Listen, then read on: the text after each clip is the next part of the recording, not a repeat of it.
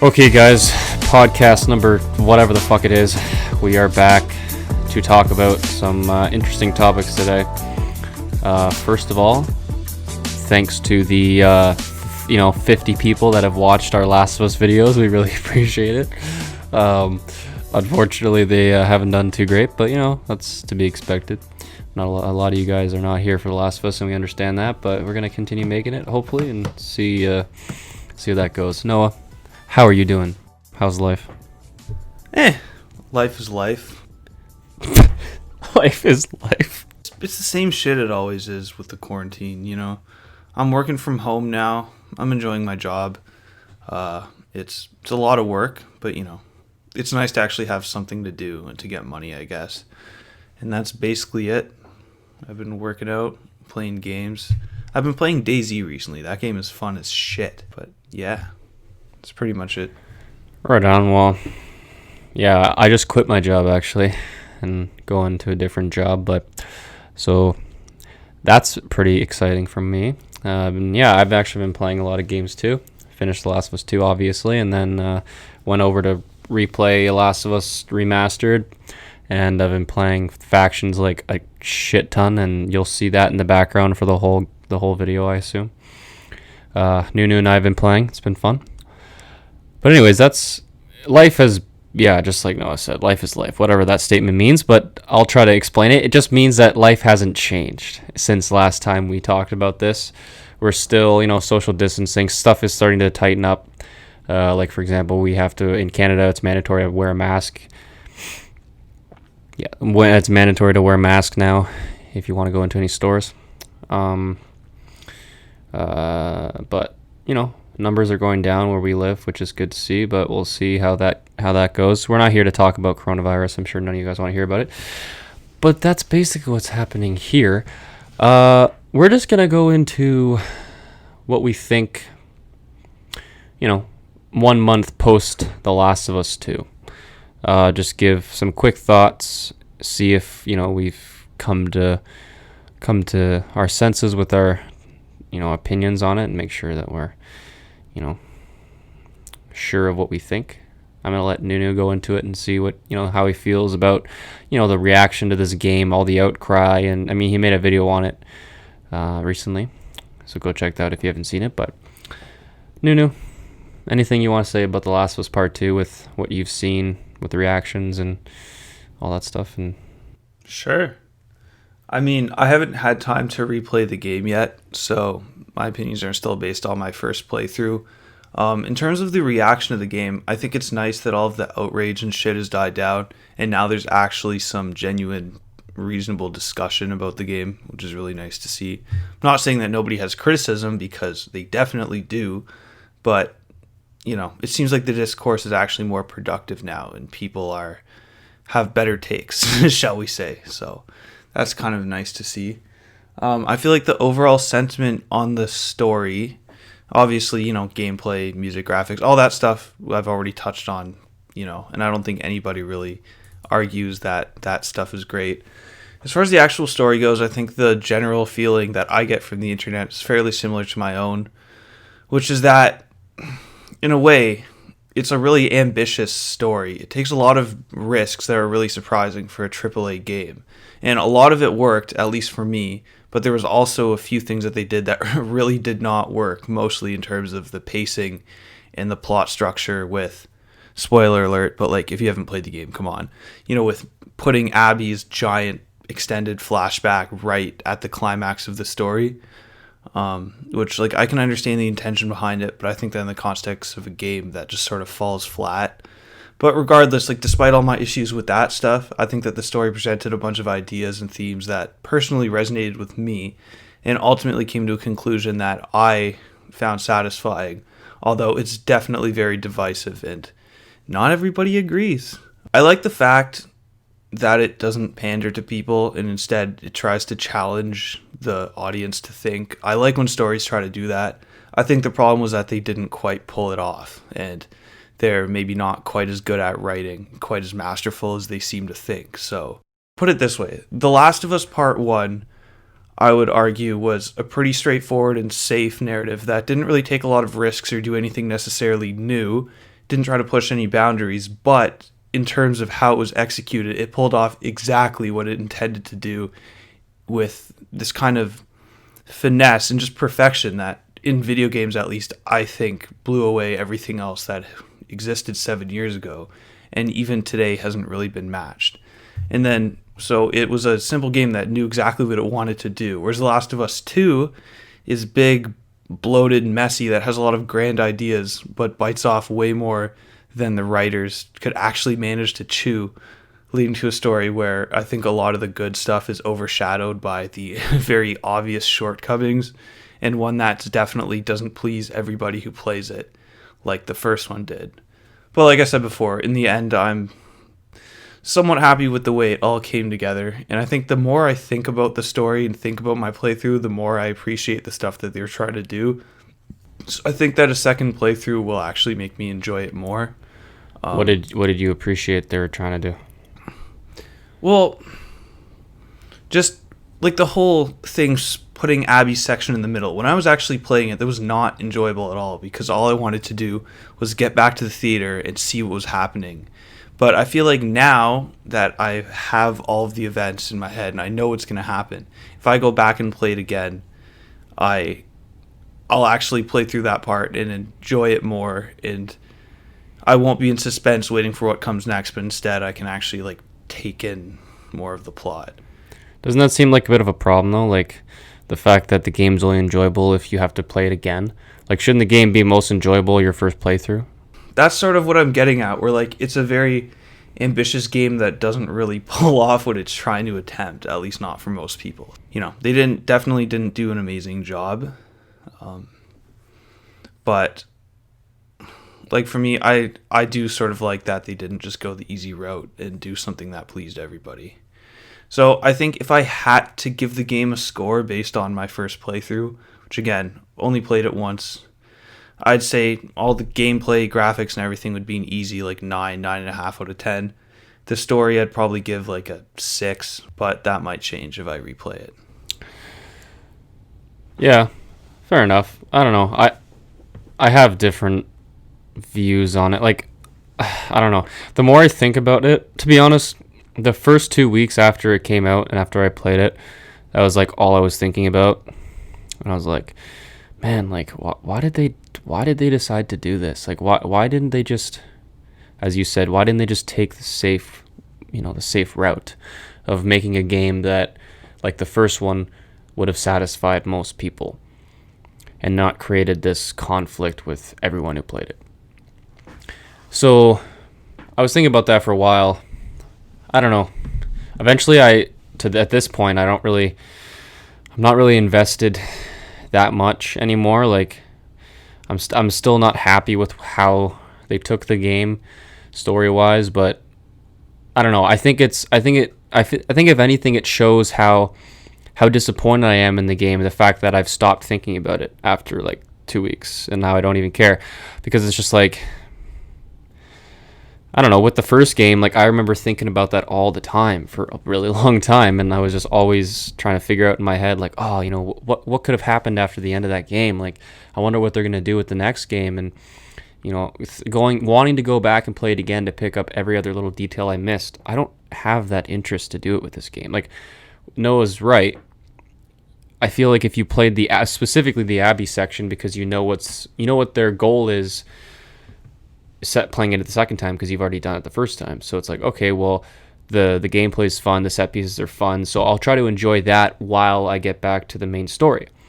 When you play it the first time, you're not thinking about that. You're not sure what's going to come next, and even those big set pieces and fun gameplay, it didn't compensate for the lack of, you know, like the complete momentum kill. And you're just thinking like, I just want to get back to like, you know, the actual story. You didn't view it as like the second half of this, like the story. You didn't view it as another perspective. You viewed it as something that was just getting in the way of the actual story. Exactly. I know for me, like when I was playing as Abby and I first picked up a bunch of pills and saw that she had a whole upgrade menu, my first thought was, oh no. Honestly, like I saw it coming, and not to sound like, oh, and I'm not bullshitting. Like I genuinely saw it coming, because the way that the game was formatted, as soon as I saw Seattle day one with Ellie, And more specifically, like when I hit the day 2 and you're trying to track down all these people that were there when Joel was dead. Spoiler, when Joel was killed. When and by day 3 I knew, I'm like, oh no. We haven't seen Abby at all. I guarantee they're going to try to show what happened to her the exact same time. Because why else would they not include her in Ellie's section at all? Like, at all. And I don't know. Like, as soon as it happened, I just knew. I'm like, oh no. This is going to be the other half of the game. I kind of had that suspicion as soon as like I said, as soon as Ellie's section started Seattle Day 1, I had that suspicion. I'm like, oh, they're totally going to do the perspective thing, aren't they? And when they did it, I don't know, like, it just didn't work. For me, it just didn't work. I totally, not to say that I didn't, understand Abby's motivation, because if anything, the one thing that they accomplished with their goal was to make you realize that Abby was just as justified to want to kill Joel as Ellie was justified to want to kill Abby, because they each killed someone that the other person cared about. And obviously it's justification to get retribution for that person, because that's what this world is, and you're wired to think that way when you play the game, because you're able to get into the shoes of the characters. The problem was they did it in a horrible order, that by the time you got to the point where they wanted you to feel for Abby, they already put in your head that you should hate her. So I don't know how they thought that people would just be like, okay, I'm excited to figure out why she wanted to kill Joel. No one's going to think that way. You can't force people to be super, understanding right away. As soon as you get a negative thought of someone, like, first impressions are so important. If someone does something shitty to you in real life, what is your first instinct to do when you encounter them again? Assume that they're good and they had a reason to fuck you? No. You're going to be like, why did you fuck me? And I don't have any interest in hearing it from you because you fucked me. You know what I mean? Which is a very non-specific analogy, but it's just the easiest way to explain it. It's just, I don't know. I think the reason they did it is because they were scared that people wouldn't want to play the game if they started off with Abby, because they wanted to play with Ellie or Joel, the two main characters from the first game.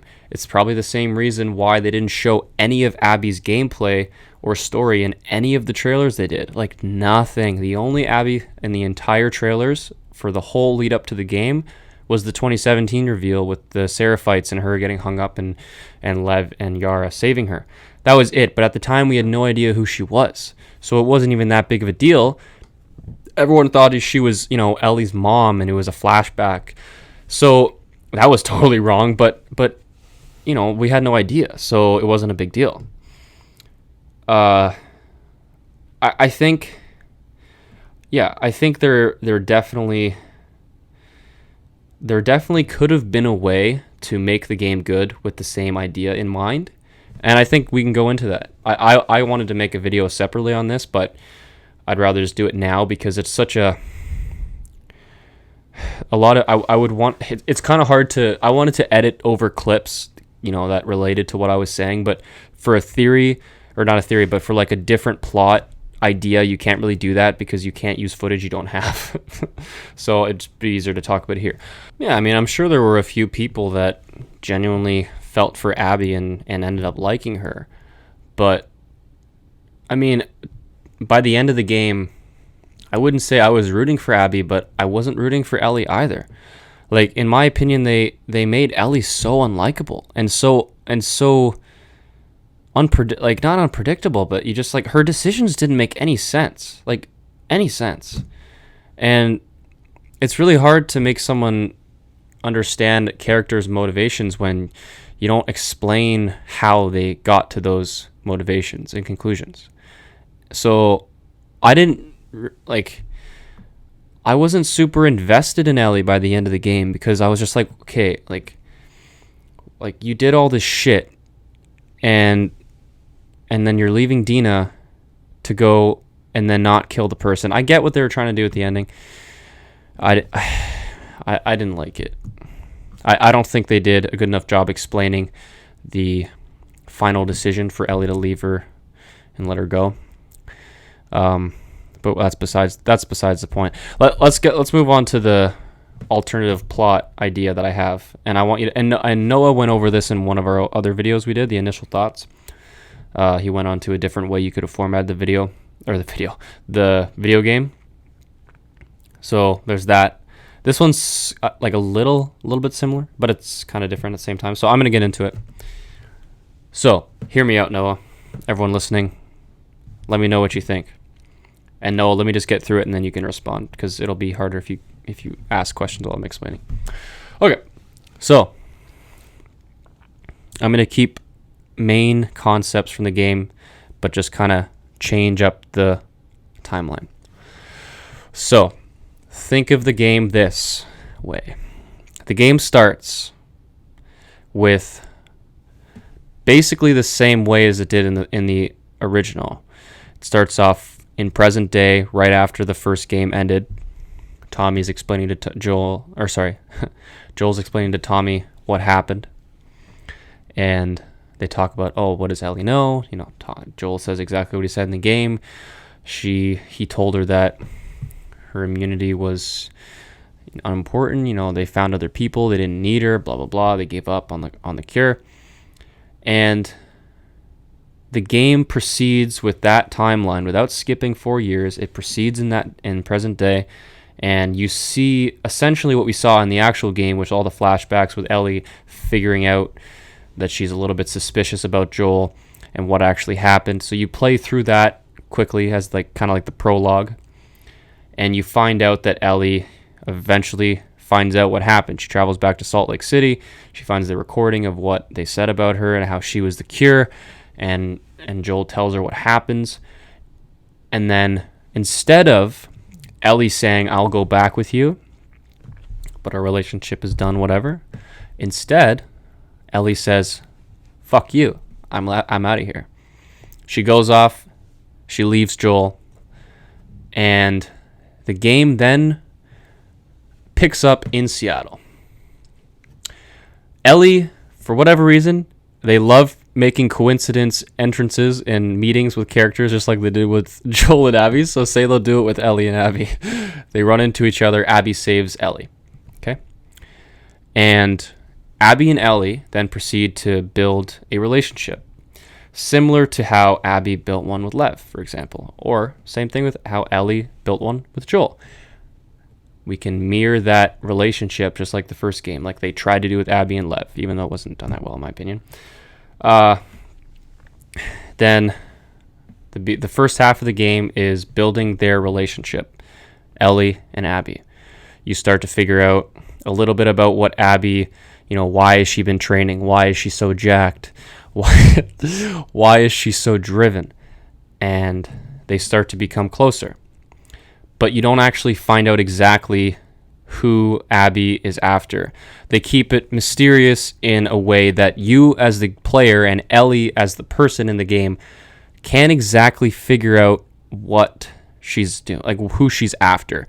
But Ellie is becoming friends with Abby, and they become closer, and Ellie wants to help Abby. Then more and more slowly Ellie finds out more and more about Abby's motivation. And somehow, I'm not going to try to think of a creative way because I'm not a writer, but Ellie finds out that the person Abby is training to go after is Joel. And Ellie is then stuck with this conflict of, oh no, do I help my new friend who I trust now, Abby, to go after Joel, who killed her father? Or do I go back and protect my true, my surrogate father, even though I don't have a relationship with anymore?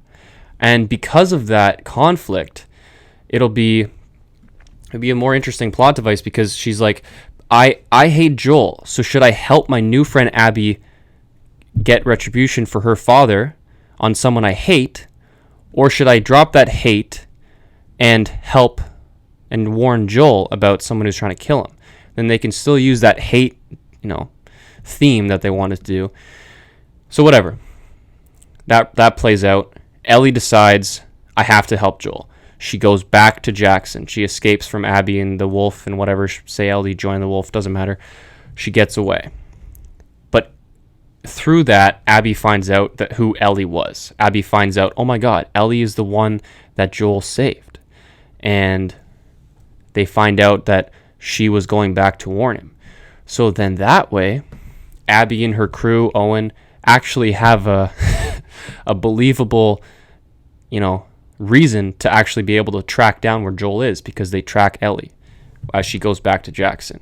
They find out where Ellie's going. Ellie leads her right back to Jackson, right where Joel is. Ellie warns Joel, and then the game ends with basically the same shot of Abby and Owen finding Jackson in the distance. And the game could end just like that. And honestly, I would have been so... And obviously there's more detail. I don't want to go into it because it'll take forever. But the whole point is you're stuck as a player with what they tried to do, which was have perspective. Who to root for, what their motivation are they justified to want to do what they do, the horrible acts they commit, are they justified? If they did it that way, I think it would have been a much interesting way of making you actually be torn on who to root for. Do I root for Ellie? Like, if you make the story work out that way, Abby hasn't done anything wrong yet. You don't hate her. You go into the character just like Ellie, totally don't know who she is, and you actually build a connection with her. Maybe there would be playable sections where Abby has to save Ellie from like the Seraphites or whatever, similar to how they had to go get Lev. You play as Abby, and then that way you actually want to play as Abby because you have to go save Ellie. And you build that connection with those two so that the player can build that connection with Abby. And then when Ellie's torn with, should I save Joel or should I help Abby, my new friend, to get retribution for someone that she cared about dying, on someone that I can understand why she'd be mad at, because I'm mad at her, I'm mad at him too. It would build that depth to the story that I think they really tried to do, of pure conflict of which perspective is justified, and make you feel for both sides of the story and both sides of the characters. That way they could have focused on, whatever. They could have gone away from Joel's focus of the game, because I know that Neil Druckmann didn't really want to focus on Joel. Otherwise they wouldn't have killed him. So they could have done that too, where Joel wasn't really in the game, but he was still a main focus, because eventually you find out what Abby, who she's going after, and then you're also as Ellie trying to figure out, should I protect him? I don't know. And then they could have ended the game with Abby finding Jackson, and then they could have done the third game, and it could have played out similar. Like, Abby could have found Joel, and then when Ellie comes across Abby and Joel, she begs her not to do it, and she does it. And at least that way, in the third game, or if they wanted to fit it in the end of this game, you would have been like actually conflicted with Abby's actions. You would have been like, man, like, she's justified. I've seen this and I care for this character, but I also care for Joel because I played him in the first game, and all he was trying to do was save Ellie. And when she kills him, most people may hate it, but you'll actually have a substantial amount of people that are conflicted and don't just instantly hate the character. I don't know. I think that could have been more interesting. I'm curious if they actually ever thought. I'm sure they did, but I'm curious if they ever thought about doing it that way. But personally, I would have liked that, and I think it would have accomplished what they were trying to do way better, and it would have been way more interesting. And Abby as a character, I'm indifferent. Like, I don't hate her, I don't like her, because it's kind of hard to like her when she kills Joel with no context, but it's easy to like relate to her because it's totally justified. Like, Joel killed, like, the way she views Joel is some asshole that she doesn't know that came and just killed her father. Like, that's totally understandable. It's still disgusting that she did it to our main character, but you can obviously understand it. But this way, the way I explained, could potentially explain it and make you genuinely be like, yeah, I'm okay with it because she is justified and I care about the character. I don't know. That's just a thought. What do you think, Noah? Dude, I really want to play that version of the game. That sounds fucking sick. I feel like there's a lot more that you'd have to think through to turn that into like an actual story. Yeah. But just from a conceptual level, that's something that I really want to experience. And I actually thought that was sort of where the game was heading when Abby and Joel teamed up for that brief minute at the beginning of the game. And I already knew that she was going to kill him, but I thought they were going to do something similar where they teamed up and maybe she joined the squad and then eventually found out who he was, and they would have fleshed her out a little more before she actually killed him so that you would feel a little bit more conflicted. But yeah, I don't really know what more to say other than I really wish there was some alternate universe where that was the game that was created. Not because it would necessarily be better than what we got in every way, but just because that sounds like a really, really intriguing concept and something that I would really want to see. I do think the ending would probably, having it on a cliffhanger, would probably piss people off even more than the actual ending. I mean, that's the thing, right? Like, I don't know how it would end, but it's just an no, idea. I really think that's a super interesting idea that I wish would have been explored maybe. I don't know. If anybody out there likes to write fanfic and you want to turn that into a full-length script, hit me up, man. Hit you up, bitch. Hit me up. Hit us up. Uncharted Archive. We want credit. We want credit. Yeah, and we'll show off your script to all 50 of our active subscribers. Great deal. Yeah, you'll get so 50. Much exposure. Anyways, but yeah, just a thought.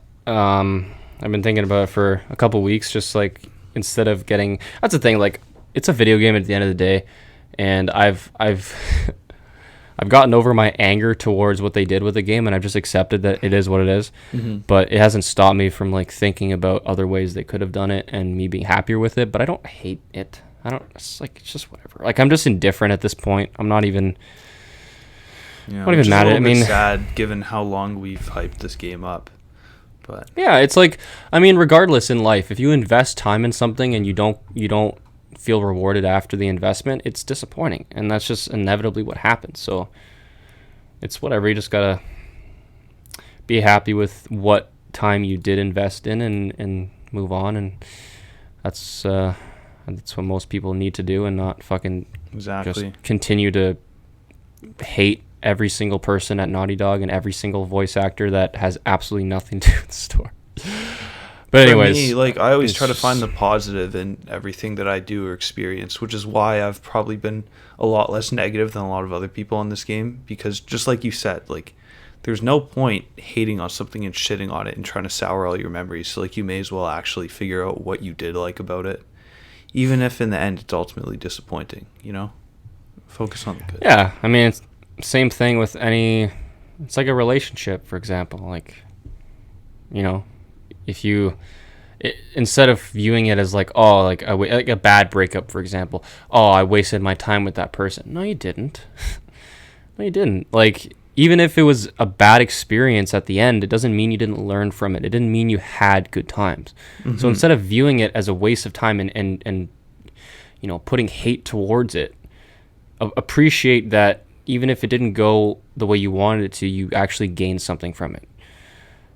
And I don't know, like, I gained, same thing with The Last of Us. Like, I didn't like the outcome I got, but I still appreciated the opportunity to play it. Like, they could have just not done it, right? They could have done nothing. They could have just kept the game, the first one, on its own, and we never would have. Like, personally, at first I was like, oh, I wish they never made this game. I would rather had the one game on its own. No, that's totally not true. Like, anyone out there who genuinely thinks that they wish the second game was never made, I hope eventually you don't come to that conclusion. I hope that changes, because at the end of the day, if you actually like games, then you need to realize that it's not all about the story. It's not a movie.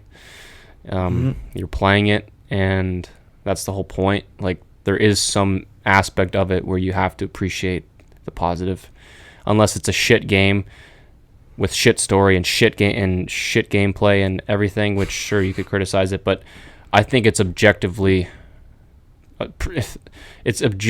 that the gameplay was amazing and the graphics were amazing. I don't know anyone who could possibly critique the graphics, for example. Gameplay, maybe if it's not your thing, whatever, but graphics, it's undeniably incredible. So you have to take that positive out of it and be able to say, oh, well, I hated the story, but, I was able to experience those crazy graphics for the first time. And not many games are like that. Like Naughty Dog is so good with graphics, and you gotta appreciate that you could experience that. So I don't know. It's important to like Noah said, take every positive you can, and it'll make you it won't make you so resentful. So yeah, that's our main thoughts on the game.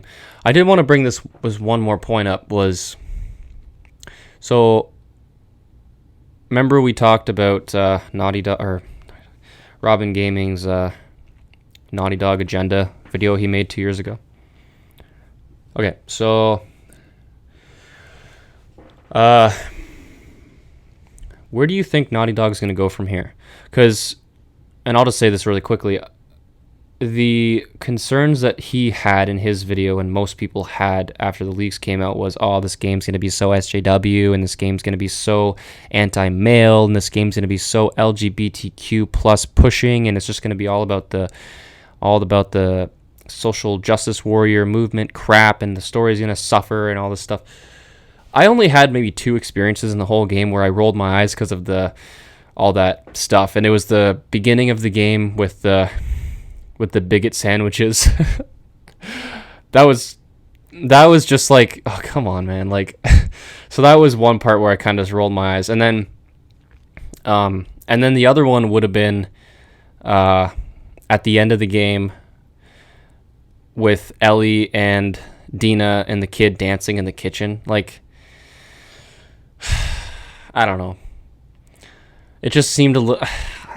I think it bothered me at the time because I was so mad about what they did with what I thought was the ending. Like, I thought that was the ending. So I'm like, are you seriously going to end the fucking game with, oh, it's all happy now. Well, Ellie has her girlfriend and her baby, and they're dancing in the kitchen. Like, that was the only 2 times I did it in the game. But I never, like, it never took me out of the experience, and it never made me hate the game even more. It was just like, oh, okay, whatever. And then, you know, what they did with Lev, it, like... They needed a reason why he was getting attacked by the cult, and him being a transgender, you know, fine, sure. I guess that you know, works. It's just such a divisive topic nowadays that sometimes in the game when it was happening, it was just like, it took me out of the game in the sense that it just started to make me think of the stuff in real life that I get annoyed by. So, but it wasn't that bad. It really wasn't that bad. It wasn't as stupid as just like, oh, you didn't call me she, you fucking asshole. Fuck you. Like, nothing like that happened. I didn't think it would happen, and I'm glad it didn't. So that's fine, but I don't know. At the end of the day, it's not that big a deal. But what do you think, Noah? Did that stuff bother you at all, or no? It really didn't. I was very worried about it, given all the leaks and what people seem to be saying for the most part. So I was priming myself for the worst. But I really, other than like rolling my eyes at the bigot sandwiches thing, I really didn't have any issues with that stuff at all. For me, my biggest worry is that, for lack of a better word, Neil Druckmann and the writers' heads are growing a little bit too big. Like, I feel like many of the issues with this game was that they thought they were more masterful at their craft than they actually were, and they could pull off some like grand, amazing, ambitious story and just pull one over on all the gamers. But I feel like they just think that they're like really, really good, and they're like getting a little bit pretentious. And I'm worried that perhaps the next game is going to be even more pretentious, if that makes any sense. And that they're going to try to like get too artsy and all that. And like the way they're publicly responding to this criticism, it really seems that they're taking this as, well, you people just don't get the game. You're not smart enough. So fuck you, haha. And maybe that will push them to be even worse in the future. But I'm sure deep down, all of this vitriol and backlash has at least somewhat taken them down a peg, you know, to the point where maybe they'll look back and think like, okay, obviously a lot of the people shitting on this game are just angry morons, but a lot of people, you know, actually have a point, and maybe they'll try to tone it down a little bit and think a little bit more about what they write and how it'll actually be received.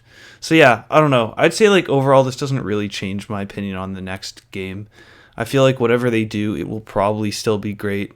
but I'm definitely not going to go into it with the attitude of this is going to be the best goddamn game in the world because it's Naughty Dog and I know that they're absolutely amazing. I'm going to say, well, it has potential to be fucking incredible, but there's also a few ways where Naughty Dog has been known to fuck it up, and we'll see if they can move past that and grow and mature as any studio should over the years. So yeah, like I agree. The only thing that's holding me back from being optimistic, like 100%, is just the fact that Neil Druckmann, he is a good writer. Okay, I don't think anyone can say he's a shit writer just because this game wasn't exactly as brilliant as he thought it was. Exactly. He is a good writer. The Last of Us 1 is basically his child. He had the idea for that game and he wrote basically the whole thing. So that game was awesome, and I think that may have built his ego up a little bit too big. Mm-hmm. But also his and I know this because I watched Robin Gaming's new video about The Last of Us' analysis. He talked about Neil Druckmann and his pushing the boundary writing style. He talked about how Neil Druckmann was pushing this, for example, in Uncharted 2, he was pushing to kill Elena instead of saving her. He really wants to push the boundaries with some things and wants to take things a lot darker. A lot of people were worried that when he took over Uncharted 4 that the game would get too dark. Mm-hmm. And he would kill off characters. Luckily he didn't, and I'm glad he didn't, because he kept true to Amy Hennig's vision of the game for the most part. Obviously it changed around some characters, but and some story plots, but he did keep true to what her vision was, and we appreciated that. He obviously did change some stuff, like he changed the fact that Nathan Drake didn't have a son, he had a daughter. He added Nadine, he changed Sam's story. Like originally Sam was going to go after Nate, but he changed that, and Rafe's involvement was a bit different. So he changed up some stuff, and that's fine. The game was still really good. Mm-hmm. But with the second game, like he took complete lead, and I don't know, it's hard to judge him off of one game and say, yeah, well, he was good and now he's shit. You can't really do that. That's not really fair. Everyone makes mistakes. Obviously it's not a objective mistake, it's a subjective mistake. It's not a fact that the game is shit. It's an opinion. So in terms of his merit, I don't think anything's changed. It's just his intentions are a little bit different. But in terms of his future work, he has a way bigger say in what happens in Naughty Dog now. He's the vice president, I'm pretty sure now. So he's got all sorts of control over what they do and where they bring their next game. So I'm sure his influence of ideas will be impacted in all of their games going forward, more so than before. So Naughty Dog, just in general, won't be the same as it was.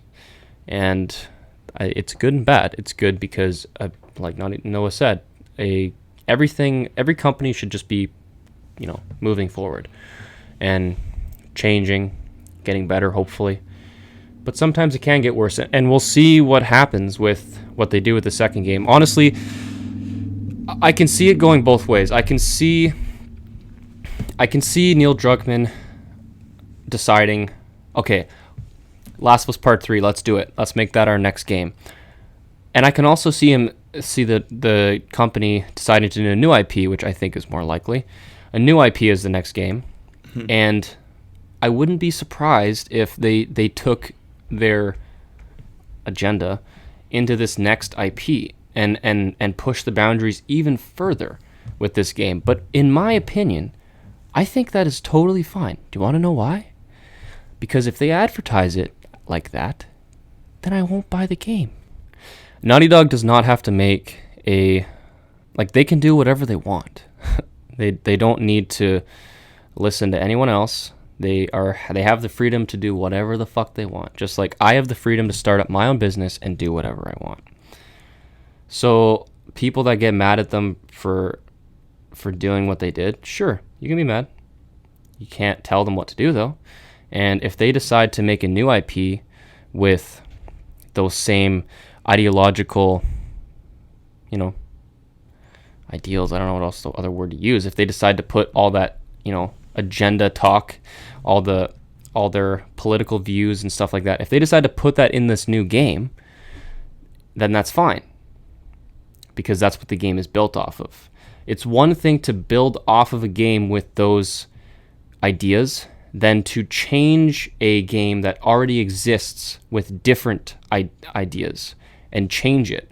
Because as soon as you change the norm in a game that already exists, people are not going to be happy because they're already satisfied with what we'll call the norm.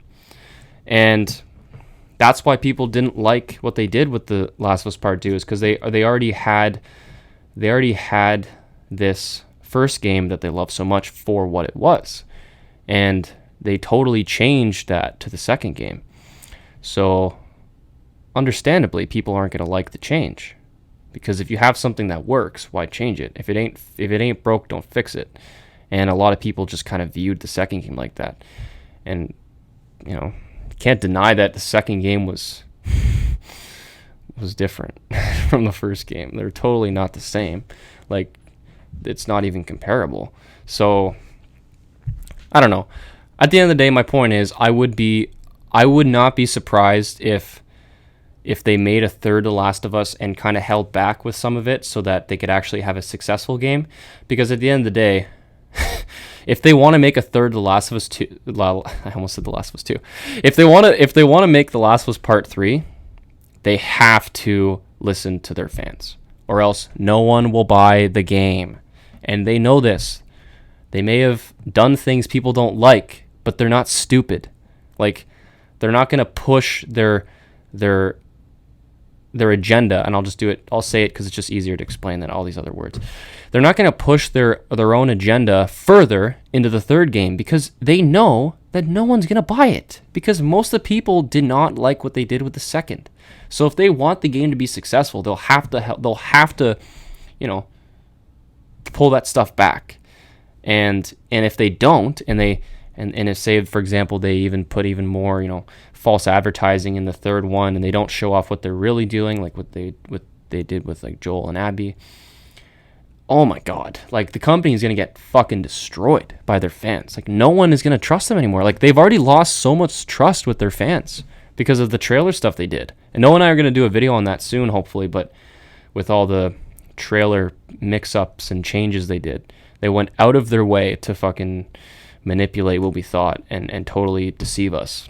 And, some of it was okay. A little bit of was, in my opinion, false advertising. Legally, it's not. But, like, it's just not really... It's a little bit, schemy and disingenuous to do that. And it definitely makes me not lose respect, but it makes me just more suspicious of anything they've advertised in the future. I'm just not going to take anything they advertise as truth, because clearly it's not.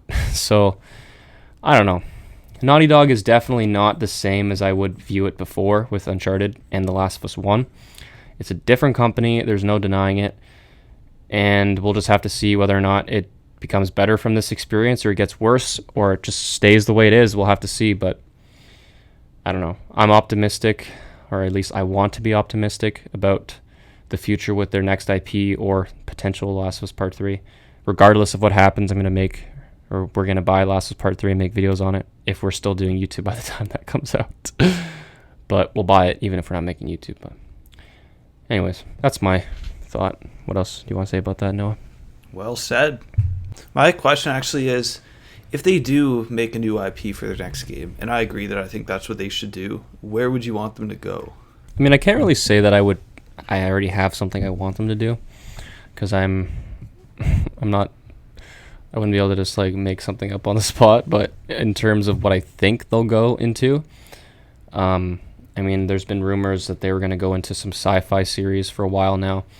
Like in the Last of Us Part 1, they had I don't remember what it was called, but like when Joel was collecting all those cards for Ellie, and the same thing in the second game. Last Ellie was picking up all those, collectible cards with those sci-fi characters. I can't remember what it's called, but I do think that's what they're gonna do. I think they want to change up their identity, which is clear. So I wouldn't be surprised if they went into that. I don't see them doing another survival game. Like, I don't see them doing something more Western. You know what I mean? I don't see them doing it, because Uncharted and Last of Us are very Western themed games. So I don't see them doing it personally. But who knows? In terms of what I want to see, I'd be okay with them going in a different direction, because I do think that after a while, if they do a new IP that's all Western, it's going to get stale eventually. Like, even if they have awesome ideas, you do want a change of scenery after a while.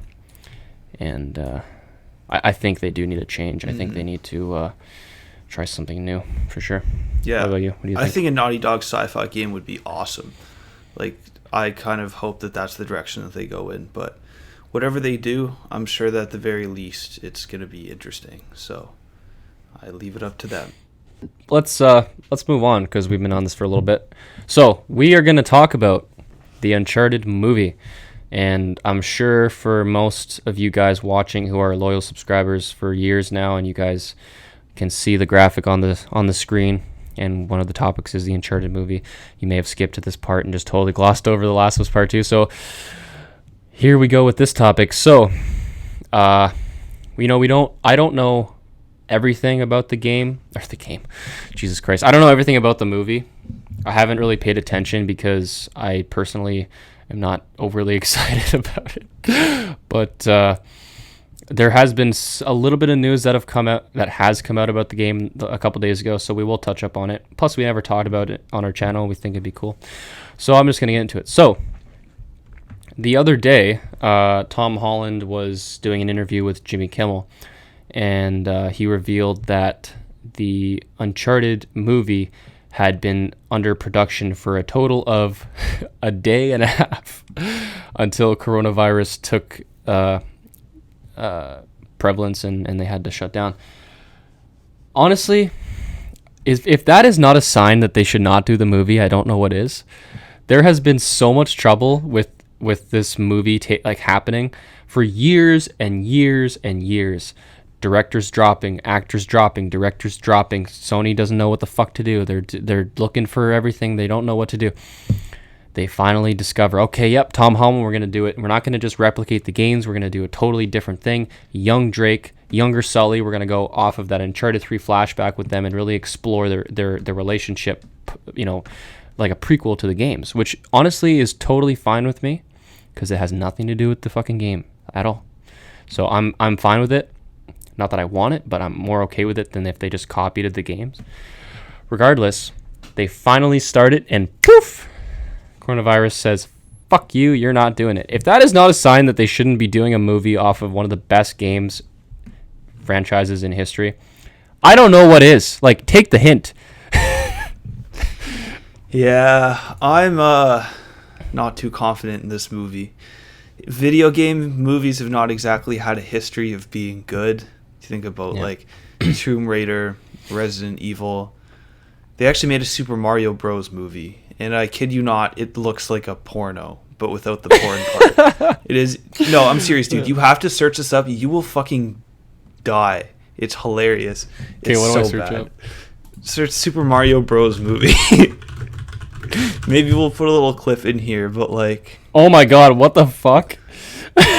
Luigi literally looks like a fucking serial killer. Dude, Mario looks like a fucking... Mario looks like an Italian rapist who poses as a plumber to get into people's houses. That's awesome. Anyway, yeah, so video game movies have not exactly been known to be quality in the past. And given all of the development troubles and shit that this movie has went through, as you elaborated on before, I just really don't see it ending up that great. I think that Tom Holland is a decent choice for young Nathan Drake, although the mustache that he has is very questionable, to say the least. Yeah, it's a little bit odd. Mark Wahlberg as young Sully, I think, could work, but I don't know if I could really personally see him in that role. I do, man. Honestly, I can see it. But go on. I could. It's hard because I guess we've only seen Sully's like the gruff old man kind of thing. Like we never really seen him as like the beefcake, if you will, that he probably was when he was younger. So I don't know. Anyway, I think like the casting choices are great. I am really happy that they didn't just try to recreate the games. I think that going for a flashback with them in the past in the story direction that they seem to be going was definitely the right choice. I don't know if you saw that fan movie with Nathan Fillion that came out a few years ago. I thought that was good. It was a cool short film, but it doesn't really capture the spirit of the game. So I think that definitely the approach they took, trying to go back and flesh out more of their past in a way that the games can't necessarily do, is exactly the right choice. And so really, I think that in terms of the casting and the plot, this movie has the best chance of being successful as it possibly could be. But given all of the shit that it went through and how many directors and producers have dropped out, and just the fact that it's a video game movie in the first place, I'm not very confident that it's going to be good. I don't think it's going to ruin the games or anything like that, and I'll definitely watch it, but yeah. I don't think we're going to be looking back on the Uncharted movie in 20 years and saying, wow, can you believe what they pulled off? That just elevated the whole series. Like, yeah. No. Don't think that's going to happen. Yeah, personally, I agree with pretty much everything you said. Like, I definitely think that they made the right call, that because apparently their intentions at the beginning of the movie process was to just do a El Dorado story and just do Drake's Fortune all over again in movie form. That was basically what they wanted to do. And that wasn't even the most interesting story. If they're going to do that, recreate Uncharted 2, because that game had so much more diversity in locations and levels. Because I think they wanted to just replicate all four games in a row in movie. I think that's what they were wanting to do. But I would have been much less excited for that. No, that would have been stupid. And I think they came to their senses with that. Would have been the wrong decision. But and I'm sure Naughty Dog had some input on that. But anyways, I think for sure that the only, and I had this in my mind all along, because I've been watching it's been like 5 years since maybe even more since they've been trying to get a movie.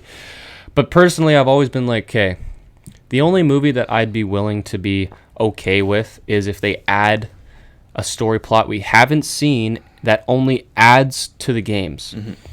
And exploring the early relationship between Nate and Sully, I'm personally pretty excited because we don't get to see that. Like we get to see when Sully and Nate first meet when he was a teenager, and I really liked that part of the third game. Like that was really cool to see.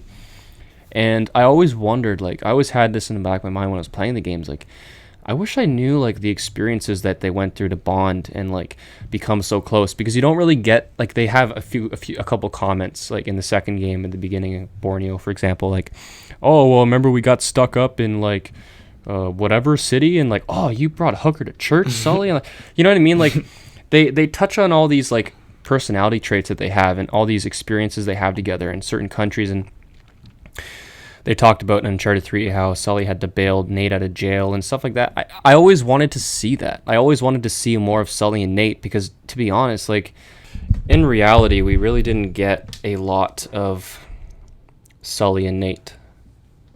You know, the second game, he wasn't even in it. Like he was in 3 chapters and the ending. I don't know. I really do think it'll be intriguing to see. And in terms of the casting, I think Tom Holland is a pretty good choice for a couple reasons. One, he looks exactly like the fucking kid in the third game. 2, he sounds exactly like the kid in the third game.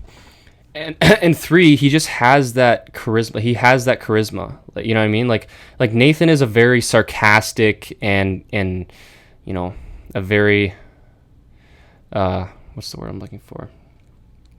He's very witty. He's very sarcastic. He's very intelligent. I think Tom Holland can pull it off in terms of like the young character, and in terms of Mark Wahlberg playing Sully, like the thing is, you have to just kind of, you have to forget about old Sully for a minute and just focus on the flashbacks in Uncharted 3 with young Sully. And personally, I do think Mark Wahlberg can pull it off. Apparently Mark Wahlberg was trying to play Nathan Drake for a while, but it just didn't work out because of all the delays in production, and then he got too old, so he didn't want to do it.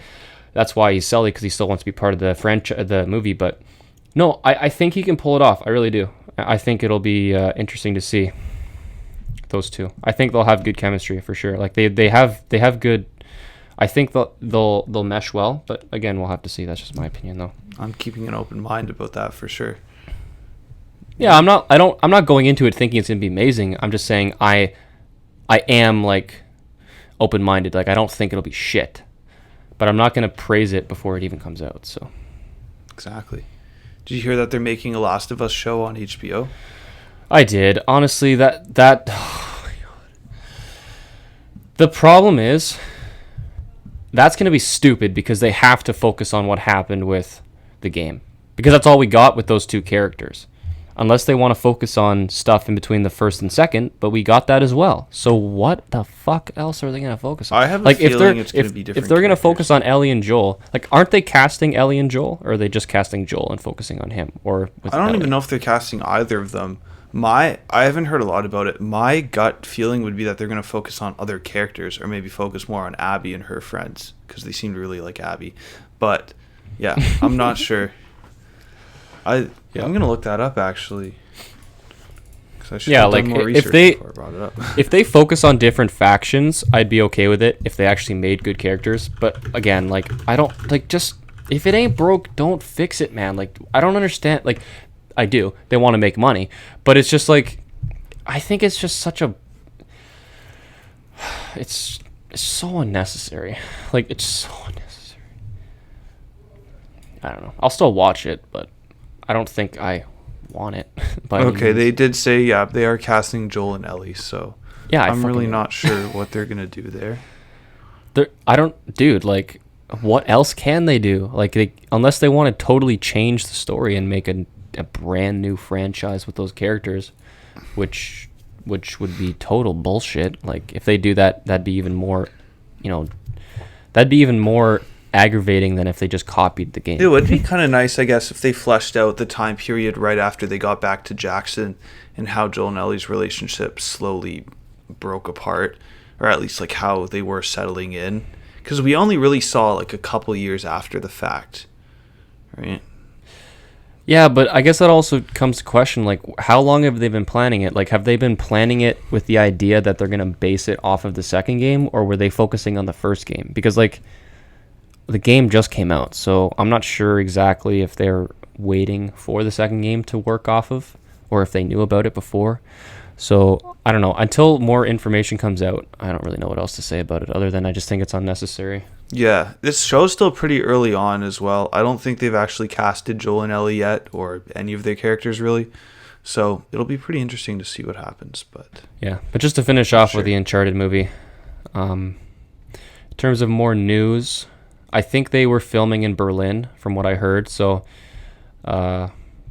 if that's where the movie will take place, or if that's just where they're filming, we don't know yet. But obviously not a lot about the story has come out because they just started filming. Like they filmed a day and a half. So really nothing got done. But apparently they're still planning on releasing it on October 8th, 2021. And so Sony is in control of Tom Holland's two movies that he's filming as soon as he can, which is Spider-Man 3 and Uncharted. So originally, Uncharted was supposed to come out after Spider-Man, which was supposed to be summer of 2021. But I'm not sure exactly what their plan is. Like, I don't know if they're going to make Tom Holland do Uncharted first, because, like, I don't know. I don't know what they're going to do. But regardless, they're still focusing on that goal of having both of them come out in 2021. So if that's their goal, it scares me a little bit, because it makes me think they're going to have to rush it to get it out. And if they rush that, it's just going to make it more likely that it won't be as good as we, want it to be. We don't want it to be a shit movie, obviously. So I'm a little bit concerned if they're going to rush it too much. But who knows? Who knows when they even start filming? And that's another thing, too, that I've been thinking about lately is, like, with COVID, I wonder how many shows and movies are going to be affected by it. Because if I can't see them delaying shit until everything dies down.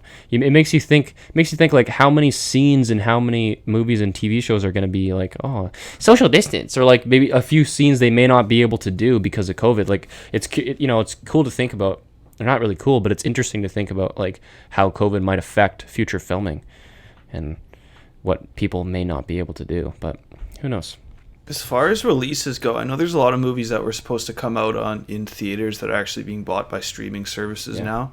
Yeah, in terms of production, I don't know. It seems like right now a lot of shows are just getting shut down. So it will be interesting indeed. Anyways, so, I mean, I don't know what else we could talk about. We could talk about some future video ideas, but at the same time, I wrote that down, but I don't know how much we could talk about really, because we still are social distancing, so we can't really do much in-person stuff, and I don't know when that'll even happen. So, I mean, we had plans on doing some skits and stuff, but I don't think it'll end up happening this summer, unfortunately. We'll see, but we don't think it'll happen. But in terms of just other videos, I'm gonna do my best to keep up to date with the Uncharted movie and the Last of Us show, and maybe make videos off of updates with that coming out. Because if we can't make videos on games, then we can definitely make videos on those, because those are related to the games. So hopefully you'll watch those. We can continue to make podcasts because it's all virtual anyways, and we like doing podcasts. It's a good time. Well, I don't know. I don't know if we're going to end up making as much as we wanted to with The Last of Us 2, because it's just not getting no views, and it's really demotivating to make videos that get 50 views. So we'll see. We're still going to do a video doing a trailer breakdown on what they did to deceive us and what the actual game looked like compared to the trailer. So we'll do that video still. I'm not sure when it'll come out, but it'll be out. If you made it through, thanks for listening to us, and let us know what you think about whatever topic we said, and give us thoughts, and like the video, maybe subscribe, even though anyone watching this is already subscribed, I'm assuming, all 50 of you. But yeah, thanks for watching, guys. This is Real Neil with Pipes of Steel, signing off with the smooth sounds of daybreak. Yeah, see you guys later.